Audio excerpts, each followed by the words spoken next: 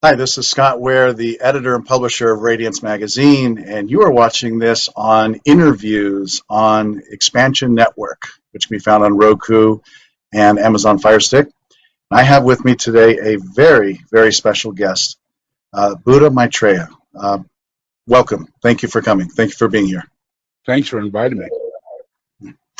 Now, there's so much on the internet about you. There are so many great interviews that go and cover a lot of information. The Little Buddha was a movie that was told about your life, and many, many monasteries have enthroned you, have claimed you are the living incarnation of Buddha, and others have said also Jesus the Christ. And so, for obvious reasons, we would want to know. These are very interesting times we're living in. The COVID-19 virus has hit. We're in quarantine. People may be watching this well after the quarantine. And I imagine you have much to say about how we can navigate this process to our highest and best good. Isn't that right? Yes, absolutely. I'd love to hear what you'd have to say. Okay. Well, with the on the virus itself, this is a period of time that there is a lot transfiguring to become more soulful. And humanity is and has been for a long time been under a great deal of lunar kind of quality. People that are tyrants and dictators, people like Hitler and previous generation, and where we're at today with corruption and everything that goes on. It's hard to really do what we're doing in life. And then comes coronavirus. And that puts us all into reality. We're all facing our personal issue. How are we dealing with this? And are we willing to sacrifice what we think are needs, having to get out and do the things we need to do and just live our life personally, selfishly? Or do we empathize and do we open up with our heart and do we have a greater concern for others? And that kind of motivates us into doing the right thing. And so this is a big learning process for us to do that. Plus, puts us through simplification. We find that we can't pay our bills, we can't afford the house we're in. Everything job-wise in our economy is really more than what we need.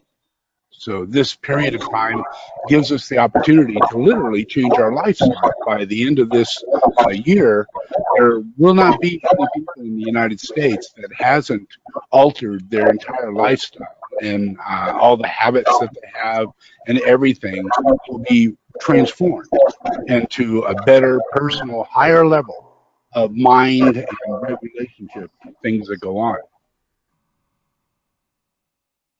It is. I mean, and so we have a lot of fears around these things. We have anxiety, but we also feel great love. We're spending more time maybe with loved ones. I mean, what direction do we go? What do you recommend we do for our highest fulfillment? Well, the outcome is that we have an opportunity here. We have an opportunity to consider that maybe we have goals and ambitions and expectations in our life that waste our time and waste our money and creates a downward spiral on the ecology of the planet without us really knowing how and why it's happening. But if we take personal responsibility over our personal lives and do not depend upon produce things, can things, and all the things that get produced. And yet we spend our time learning skills and we learn abilities to garden and live correctly and sustain things in life around us that are both ecological and ecological. And we don't have the time for that. We're too busy working. We're too busy paying bills. Right now, we are given the time and we're forced to take these steps. And we're going to come out of it a lot better. Yeah, it's interesting. We sort of had to be forced to get closer to the earth, to gardening, to getting close to one another, or to even learning more parts about ourselves because there's just more time to do it. Yep. A lot of times it takes accidents, heart attacks, circumstances that are really hard to get through that actually open up the person to the soul and allows them to see life in a different way, more limited, but yet their heart opens up and they become more patient, more virtues are establishing throughout their life. They depend on people in a different way, with more love and more understanding, and not feeling that they can't be helped, but they should be helped when they need to be. A lot of people don't allow themselves to be helped or to be given love. So this really opens us up to the opportunity to give love and receive love, and not have to be dependent upon the little gratifications that we get out of McDonald's and Kentucky Fried Chicken and all those normal things that we can gratify ourselves with. Now we don't have Short that term. opportunity. Yeah. Now we can Exactly. learn to cook. Yeah. We can learn Exactly. to live in our home and make our home a better place to live in. Take our vacations right at home. I couldn't find the kind of frying pan that I needed at the store. They were all out of it, and it took a while to get it online, but I finally did get it, and I am cooking more, so that's a good thing. Yeah. You walk your talk. You are writing a check every week to, I believe it's Meals on Wheels in your area up there in Northern California at your Shambhala Monastery, and I understand you're giving to others as well. You want to talk about that a little bit? Yeah, all around the world, in India, in Nepal, I have free clinics that are many, many free clinics that help people in all medical areas. And then we also provide food for all the needy in Nepal. And right now, in a lockdown, we have truckloads of food going out to houses and families to take care of them on a daily basis. Then Omaha, we have a Dharma center, so we make food there and we provide it every day. In Glastonbury, we have a Dharma center. We make food there and we provide it every day. Yeah, so, and locally, all the churches and anybody who provides food to the needy, I'm in touch with them, and I make sure I give them the money they need in order to feed more people and take care of the need. That is amazing. How can people give to you to continue that flow going? Where can they go? A lot of it is put on YouTube just so people know that this is going on, and they could become patrons from there if they like, or they could just go online to Shambhala Healing Tools, and right there you can donate for any of those programs.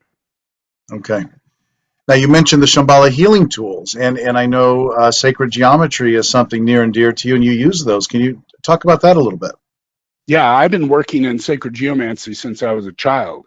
Meditating in pyramids, working with geometric forms, kind of like this little thing here, and quite a bit. My work is established through the understanding of the seven rays, the understanding of the frequency of sound, light, technology, all the advancements in physics. I work along that line. So I'm more along the line of a scientist, an engineer, a doctor, along those lines. That's where I study. That's where I apply myself. So, but I work at a pretty high level when it comes down to medicine and healing. I work on an energetic level. I work around the world in technologies that advance energetic medicine and advancements of the etheric field. So all my tools are based on the etheric field in a very subtle way, but they're the most powerful tools you'll ever come across. So is that mysticism or is it science? It's science, actually science. And as we're getting more into quantum physics and understanding the levels of quantum physics, my work is starting to make more sense. I explain everything in that form. Even one of my tools is called an etheric weaver. This right here. Yeah, it's just a crystal. It's grown crystal, so it's not something that comes out of the ground. It's grown, so it has perfect vibration and perfect light frequency. And then I wrap it, yeah, and it's wrapped kind of like a battery or a relationship to a motor. And then it has two really powerful magnets on each side. That creates an electromagnetic field. And when you do that, even in a copper tube, if you take a magnet and let it drop through the copper tube, it'll just drop through the tube. But if you put that same magnet and put copper wire wrapped around it, it creates an electromagnetic field that's almost anti-gravity. And it slows the magnet down to almost to a stop when it reaches that oscillation of the circle that's coming in from those wrappings that's around the And tube. what does that do when I'm holding it? Well, when you're holding this, it's allowing the light of the frequency that's found in light. Yeah, when you have a crystal like this, you put magnets in it, it creates a piezo effect. A piezo effect is a physics relationship to creating light out of a crystal, and that's by pressure. Yeah, so that light is manifesting now. You can't see it, but it's there, and we're actually tuning in to the light that's inside of every atom. Inside of And does every it have, atom. I assume it has healing properties.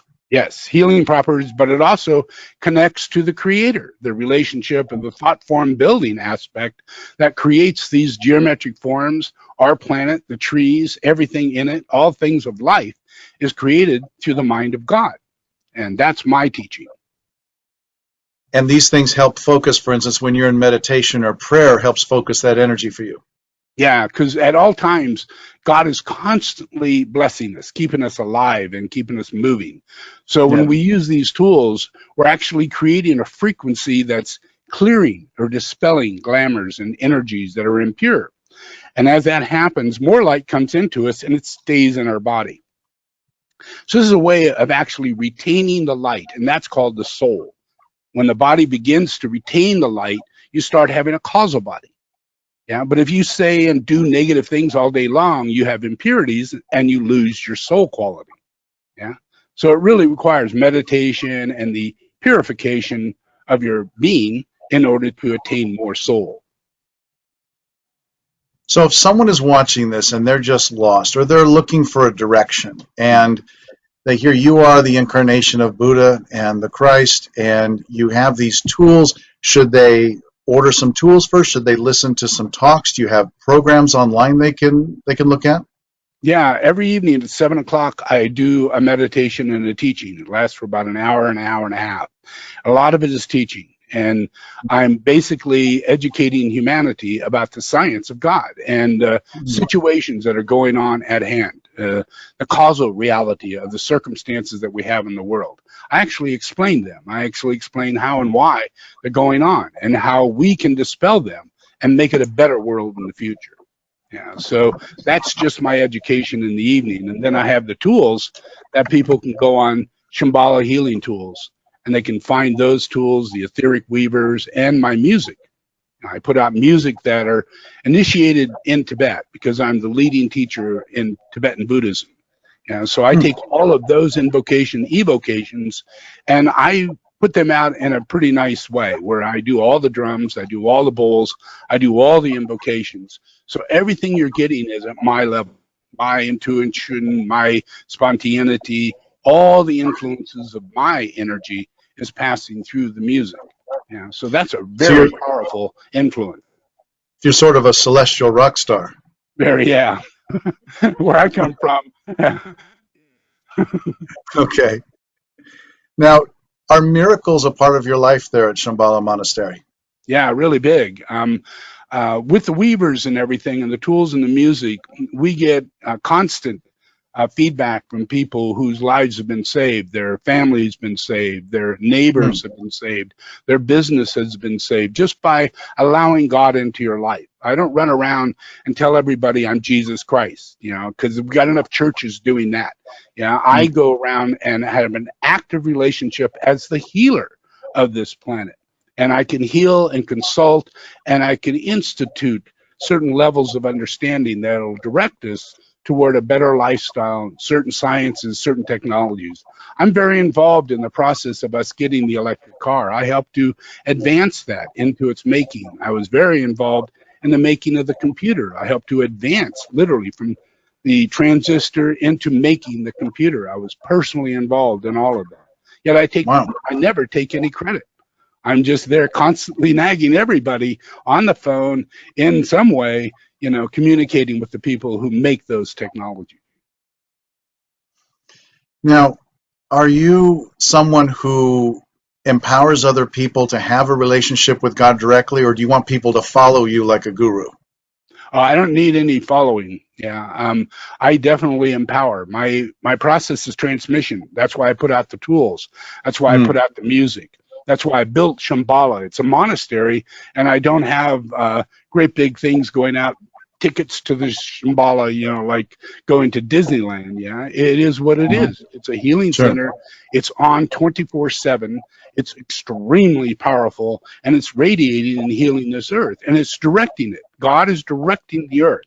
and it has a way in which to do it. There's a science called Metatronics, and it's all the science of God, comes all the way Enoch, Melchizedek. That's my teaching. I work in that area. I can talk with anybody in those areas, but the main thing is that transmission is what I do. I make possible the transmission not only of the soul, which heals the personality and the world, but the transmission of the monad, which gives us higher mind and the ability to then understand the teaching that I would give at a later date when people are ready for teaching. Right now, people need to be healed. They need soul therapy. They need healing. They just need a lot of activity out there that I'm doing to clear the curse that humanity has. That's my job, is that I take up the curse and I absorb that curse, and after time, we will be in a better world. Okay. Are you when people come to you and they're looking for direction? I know you have that scientist side of you. What is that? The left side of the brain. But do you also the experience of communing with God or having that oneness or feeling it? I imagine. Do you go into that exploration of? Do you help people? Because I imagine you got to feel something, and there's emotions involved in that. Do you go into that? Oh, to say the least. Yeah, I work out of my heart, but my higher mind is monadic, so I could see and understand the tree of life, how God is moving things forward. And I could see the dark forces. I could see people from previous lives. I can see the reincarnation of Hitler. I can see the reincarnation of Mussolini. I could see these people. I know they're walking around. Yeah. I'm on top of their ass. I'm making a difference in that way. I seek out demons who reincarnate, and I end their reincarnation as a demon. Yeah, I make it impossible for people to follow them. I take away that devotion that automatically follows the demon, and I move it into following Jesus Christ. Without me running around with a banner, everybody has a natural affinity to the Son of God. Everybody, because we're all under the same banner. Just that everybody's kind of lost right now. When you're taking away the devotion to, say, a negative force out there, are you doing that with your heart, with love, or is there an actual clashing? I imagine it wouldn't be so much of a clash. There is a clash because it's wisdom. It's wisdom up against Dark Lodge. And the Dark Lodge is a highly intellectual force that's really kind of dumb, but it holds its perspective as a strong sense of fanaticism. And it's carrying out whatever needs to be done as a dogma. So people follow that really quickly. They have lower mind that is very drawn to a little bit higher than lower mind. And those are people that are very rich. Those are people who have a lot of, they sold themselves to the devil, and there's an outcome from that. And we have a world that has been provided by those people who have done such a thing. Yeah, there is reality of witchcraft. There is reality of Dark Lodge. And we have surfaced within the world that reality. So nobody can see it. Nobody can deal with it. That's what I do. I can see it. I can deal with it. And I literally walk into their life, just like Sai Baba. I literally had to go to his ashram, grab his foot, and pull a demon out of him before anybody can literally see with a pedophile. Yeah. Wow. Okay. Yeah. Now, are we still, regardless of all the dark forces, are we still all one? Oh, we're always one. Yeah, we're always one. It's the dark forces that make an intellectual decision to separate things, create a competition and separation, and all the things that go with that left-hand spin. Yeah, but we all have a divine reality, and that's our awakening. Is the fact that we use both hemispheres of the brain, not a singular side of the brain. We use both hemispheres. Right. Yeah. So when we reach through Christ, when we come to the Christ consciousness, we actually reach someone who has both hemispheres working simultaneously. And that is a transmission that wakes up parts of us that are not awake. And they're awakening brotherly love to a quality of sharing and influencing the genetic mainstream that we're in that's being held down by our impurity. What is a good daily practice, which I assume would include meditation, that you recommend, maybe even that you do, that could nurture a healthy inner life? Yeah.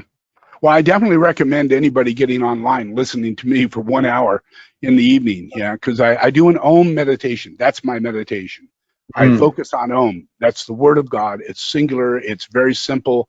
And it also creates that unified field, the influence of yin and yang, the influence of the energy that we think is lower mind, higher mind, astral, and higher psychic energy. All those things all get wiped away through the Om when we do the Om. It becomes a singular energy that's the Yes. monad of God. Yeah, without any Mm. thought. We're actually making a tone that vibrationally goes along with God's tone. So that's a Even in the good morning, way to 10 or start. 15 minutes? First thing, 15 minutes is a good one, because if you allow yourself to sit and just close your eyes and focus on doing an Om loud enough so Mm. you could feel it through your body. Yeah. And just do Can I that. hear can I hear you do it in the tone that Absolutely. I'd like to hear your tone? Yeah.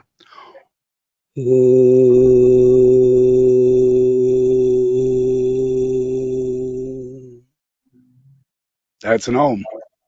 I like it. I love it. Thank you. And that's probably the frequency of the earth or something. That's probably Yep. just the right frequency. Yep. Same as the human wave. Yep. Okay. And how often do you talk to God? 24/7. Yeah, there's Hmm. no way I can. I am one busy guy because I don't really have a personal life, and I have Hmm. no fanatic life. I just serve. Yeah, God is right in front of me. Yeah, and so what comes in front of me is God's relationship to life. Yeah, and I am that expression for me to work it out. Anything that comes up, anything that I understand, anything that's going on, I am extremely aware of what's going on in the earth, on all nations, in all sciences, Hmm. under all circumstances.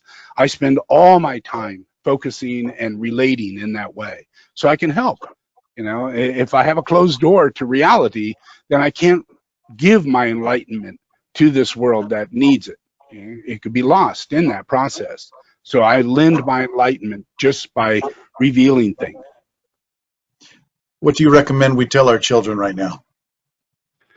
Well, if they can understand it's understandable to not believe in God, and to have a real strong influence of self-awareness, and that you're in charge of your life, and no one is in charge of your life, and that you need to make your own decisions. That's a good thing. Yeah, there's nothing wrong with that. But Right. in order to make sure your morals are strong and make sure that your ethics are going to be clear, you have to have the hand of God to get you through this process. And God does exist in the form of Jesus Christ. Yeah. So by helping children understand that reality, that Jesus is not just Jesus, Jesus is Krishna, Jesus is Buddha.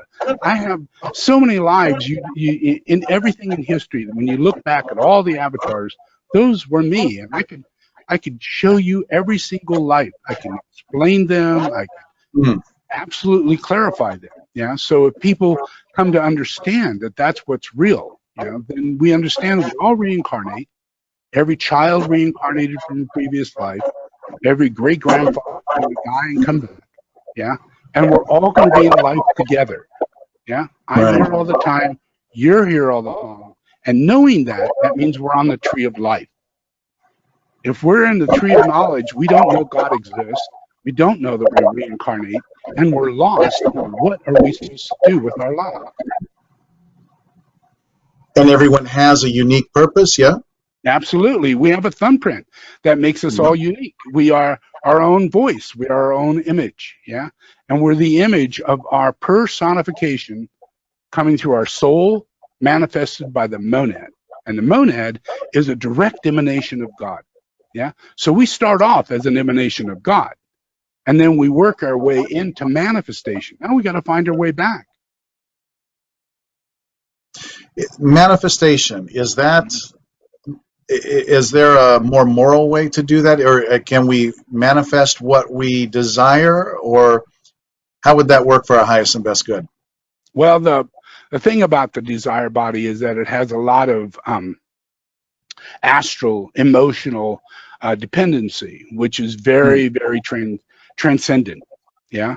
and which means it's limited to reality. It changes, as time goes on. You may want this, and now you don't want that, and you want something else. So you're constantly in a state of fixation through your desire body.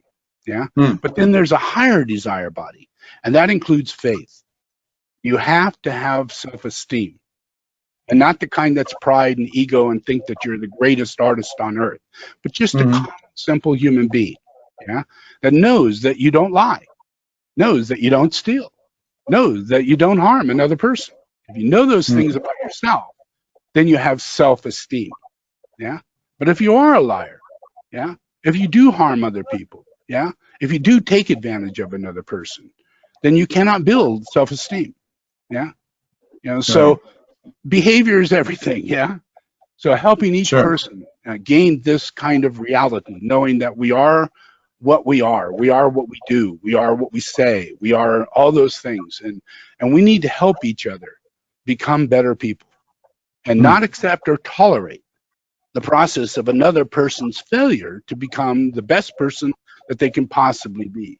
And that's when the soul starts happening, when we help other people, not just ourselves, but we, through our own awakening, we gain strength and courage, and we've released those impurities, and now we need to work on others. Not judging, but literally lifting them up, by not tolerating it. Tolerance is not a part of the soul. Especially if it's not in our vibration. Absolutely, because through tolerance, we can be misled down the darkest tunnel. We can buy the worst car. We can buy the worst possible house. We can walk right into a Ponzi scheme. So we literally have to become strong in saying no, so we can learn to discern and discriminate. And we have to fine-tune our own life before we can begin to helping others. With all that you've seen, with all the lives that you've lived, that you remember as these iconic figures, to say the least, what do you wish people would be able to see that you see? What do you wish to impart to them that you know from those experiences? Well, the biggest thing is the rebirth. People are not aware of the rebirth, that there really is such a thing, that people are reborn, and they're reborn at many levels. They have many rebirths throughout their life, if they're really blessed.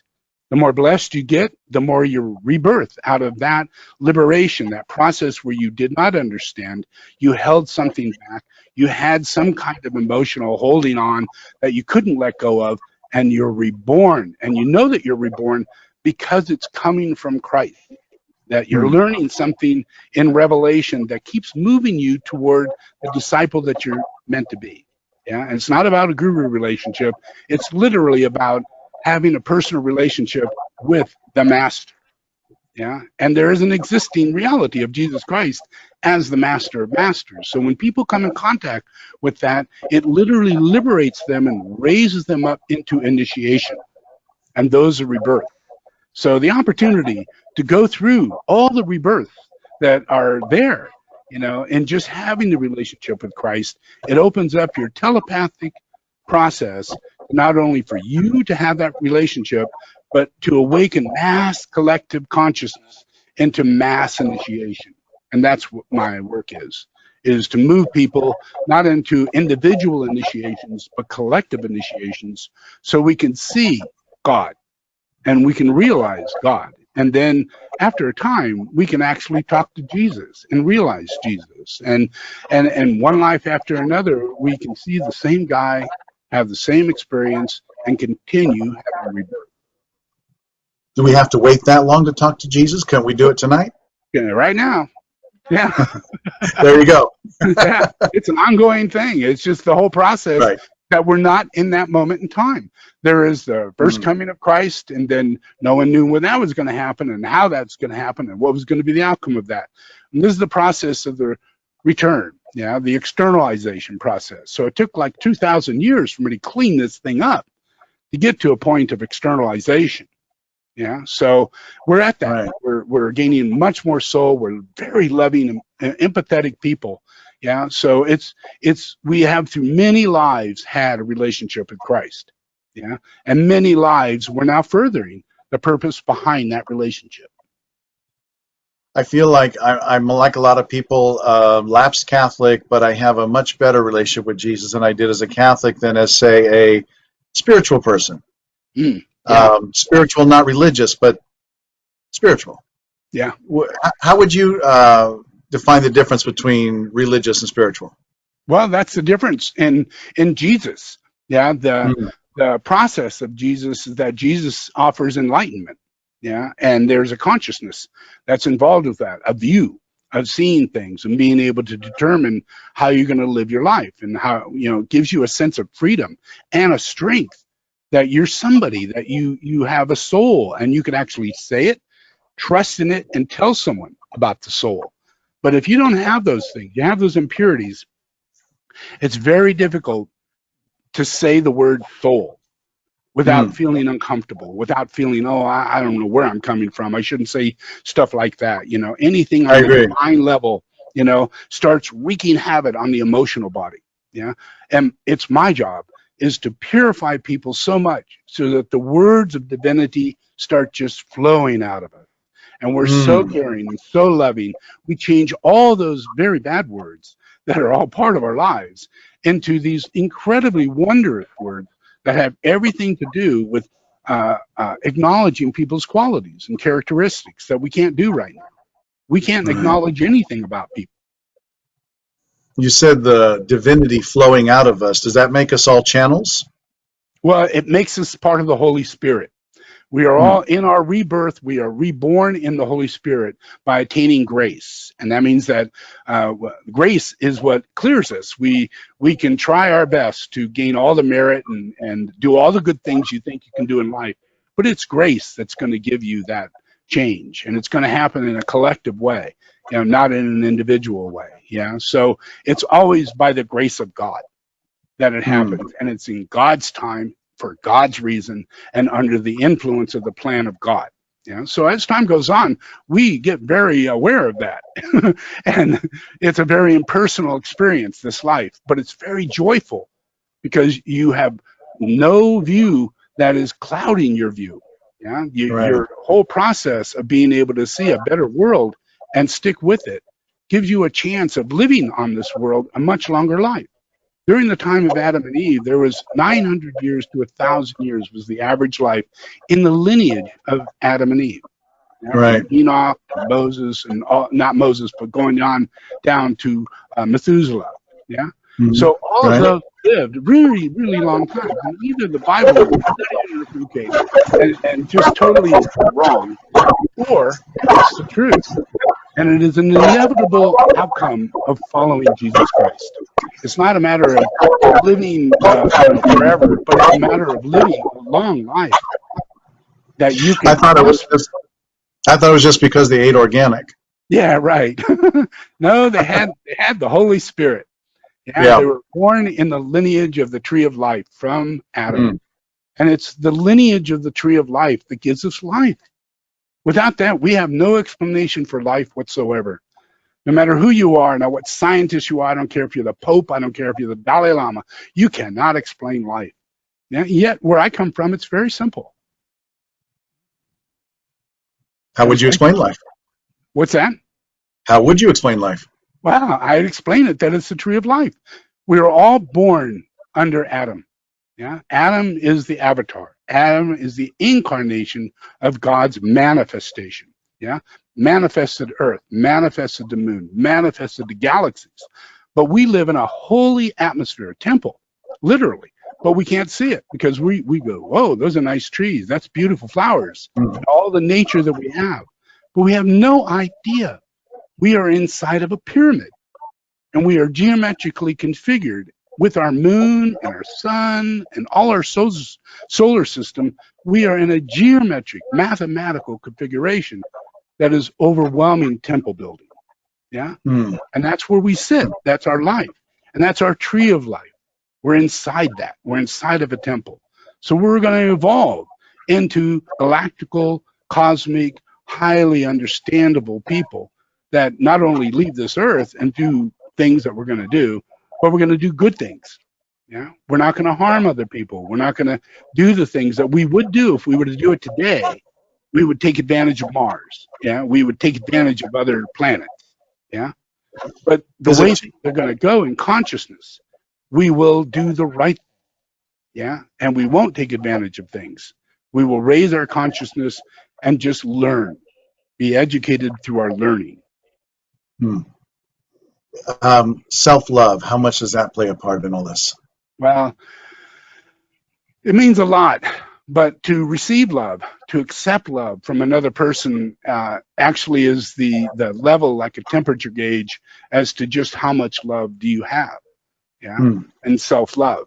Yeah, and self-love. If you really truly have self-love, then you would have a very calm, receptive process of receiving love, because that's where you're Sure. getting it from. You're not getting it from self-love. Yeah, you're getting it from being selfless. Yeah, so you, in that process, you gain more empathy, you gain more compassion. It's a hard learning life cycle.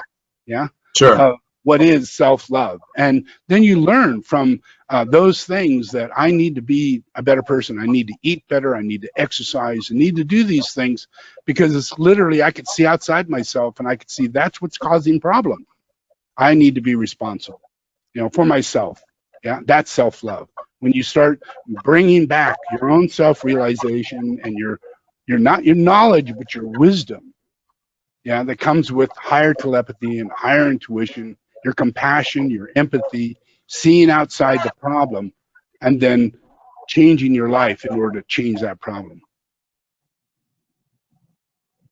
Buddhism and Christianity, as Christ spoke it, I imagine at times could be coming at something from different angles. Are there ever any conflicts in you with Jesus and Buddha? Not really, no. If people follow what I teach, I explain the life of Jesus. When I was Jesus, I was on the cross, I died, I resurrected, and I walked again. Yeah, after death, I walked again. Yeah, so Right. that means you can either believe I walked again and then just disappeared and never came back, or I could tell you the other story, which is I walked. And I continued walking, and I went to a place called Srinagar, and I lived there for a very long time. And I established the Mahayana Buddhism. And this is all documented Ah, in the history of India. Yeah, okay. it's all written down in scripture. The place where I lived, the people that I established, all the monks and high scholars and everything I gathered in Srinagar in order to establish the Mahayana. So we brought all the texts and all the scholars together for many, many years, and that's how we got the teachings of Buddha synthesized to a point where we now use those teachings because they've been translated correctly. I And overshadowed the translation because I was a previous incarnation of Buddha. and the lost years of Jesus, as they say, I That's what understand there that were is. monasteries in the East where there are certain books, or where it was Jesus and John signed in. Yeah, that's fact. Yeah, yeah. In Hemis, it's called Hemis Monastery. Yeah, and it's in Ladakh. Yeah, and it's very famous. It's also associated with my other lives. Yeah, and as Milarepa, my life as Milarepa, I went to that Hemis monastery, and there I also taught with Naropa and many other students. And we all have a long lineage through the Hemis monastery connected directly to Jesus.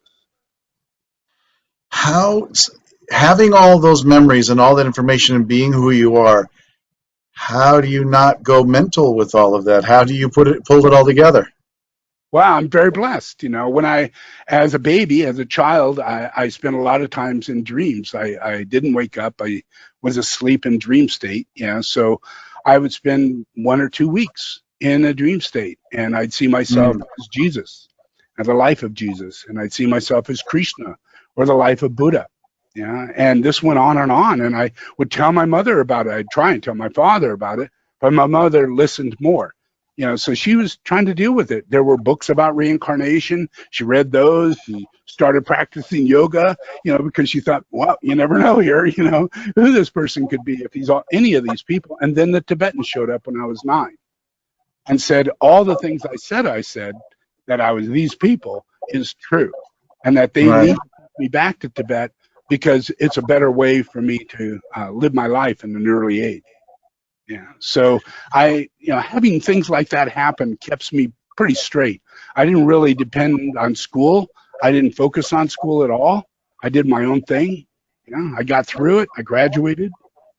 So I What stayed pretty would straight.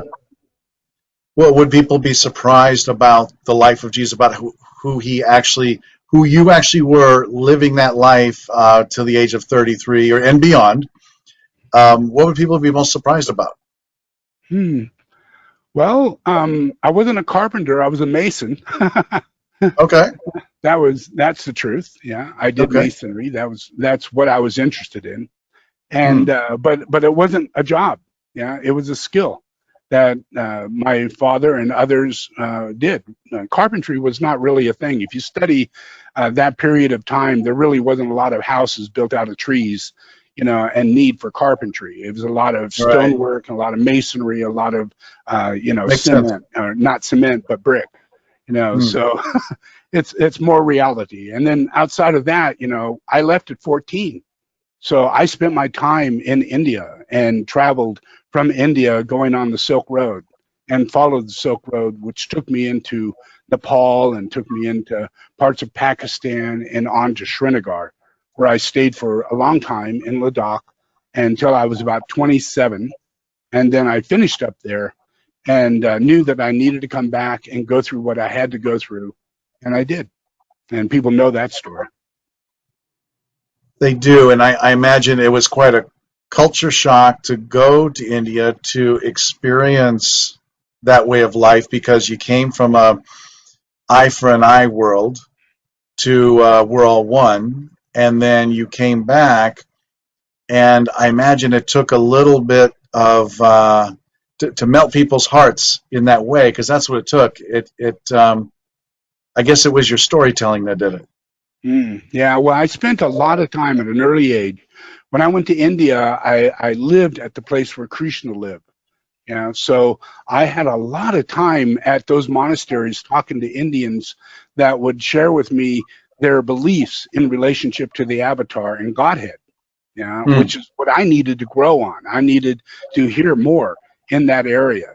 So every time I would move from one location to the next, where there would be incarnations of the Avatar, and behind that would be left disciples who would still be in that location, and they would carry the clearest transmission of those teachers. So I spent my life, that 14 till the time I was about 18 or 19, when I finally got into above India.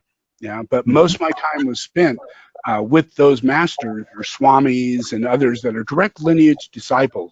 So it allowed me a very clean transmission. It was almost like going back to my previous lives and sitting for about a month and receiving transmission from my previous life and then moving on. Have you been coming up with new parables for these times? Not really. No, everything is, to me, everything is a relationship of understanding the duality between darkness and light. The influences of lies, the influence of uh, whether or not we can dispel the glamour, and do we even know what a glamour is? Do we have any idea, what it is that we're going to need to get rid of? And that, to me, the parables are the revelation, the aspects behind revelation, and we all get that revelation in the same way. We see it in the same view once it's unveiled. But it needs to be unveiled. Is there anything we should be afraid of?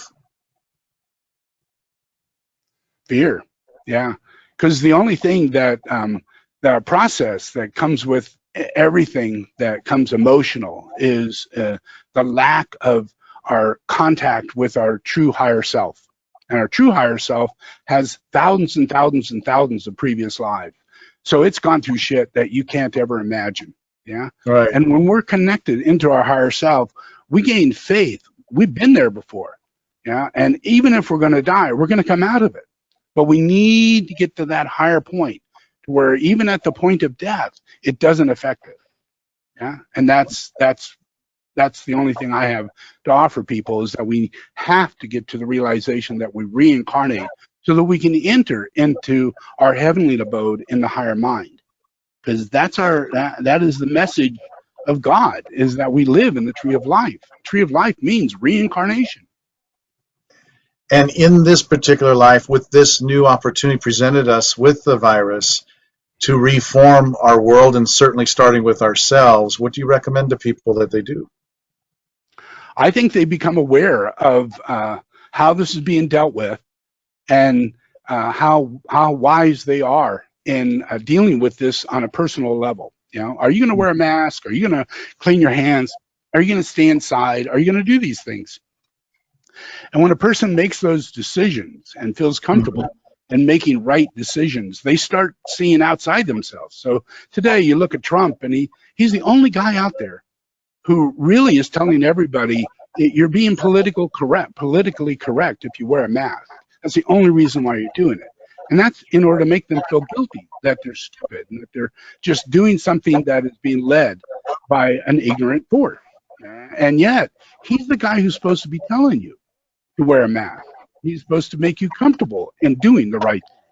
So in discernment and discrimination, in this process, if we look out and see what it is that's making this big mess, and that influence is what's causing the biggest problem in our life, is our lack of discernment and discrimination in the relationship with glamour. You know, we align too much to Kardashians, too much to football, too much to basketball, too much to fame and glory. And when we move energy into that, into our lifestyle, when we do that, we leave God behind, where we're supposed to be our energy. Yeah, you know, so we're taking it Right. where it's in fame, you know, where it should be in the process of humility. You know, and yeah. I was saying that kind of discernment you talk about comes from our relationship with the infinite, with the divine, right? That's right. Yeah. And cultivating that. It does. Yeah. Yeah. Because it unveils, but it gives us the strength to be able to see what it is that needs to be unveiled. And that's a light. We're actually penetrating that dark force like Trump or somebody else. And all of a sudden, they start talking more like the idiot they really are. And they behave in exactly the negative way that they're trying to cover up. And everybody else is gaining more light around them. And they're looking down, going, whoa, does this person really have horns? Did you see that? You know, those weird things kind of pop out in the minds of people as the externalization of the Dark Lodge begins. Well, this has been a very illuminating conversation. I'd love for you to give the information one more time of how people can reach out and engage you and your teachings and all your works. Yep. Yeah, online it's shambhalahealingtools.com. And there you can find everything. And I work with Tibetan monasteries. Yeah. So if you ever want to help Drepung Losling Monastery or help any of the lineage monasteries that work directly from Tsongkhapa, Galupa, all the relationships of Padmasambhava, I fund all them. I make sure that they eat. I make sure that they have their education, and I build their monasteries. So if anybody wants to help with that, you can find that in that too. Yeah. So I do a lot of work, and anybody who wants to help, you do. Great. What, in closing, what would you like to relay from your heart to ours? Give. Yeah, give. Yeah, that's all that's what we're here for. Yeah, we receive so much. Yeah, if we were to simplify ourselves and eat right and live long, yeah, we would find that we have so much more than what we need. So much more. And we could see that it's coming from God, and it's coming from our good way of thinking, coming from our goodness, goodwill and action is what's bringing this about. Yeah. So the more and more that takes place, I think the more and more we're going to be aware. Beautiful. Thank you, Buddha Maitreya. Appreciate it. All right. And thank you all for watching.